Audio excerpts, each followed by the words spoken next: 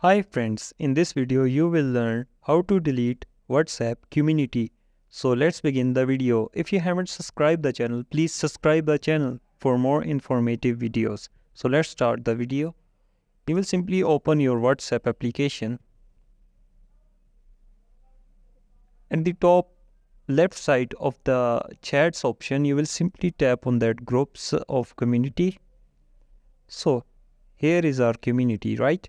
At the top corner, there are three dots. You will simply tap on it and you will simply tap on community info.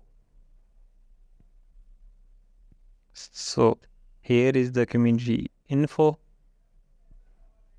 So you will simply tap on community we will go back and you will simply tap on that dots, community settings, not community settings, community info.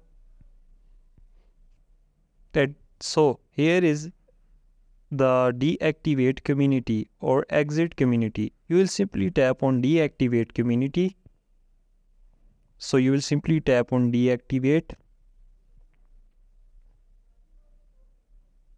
Community has been deleted. So this is the simple process of deleting a community on WhatsApp. If you like the video, please subscribe our channel for more informative videos. Thank you.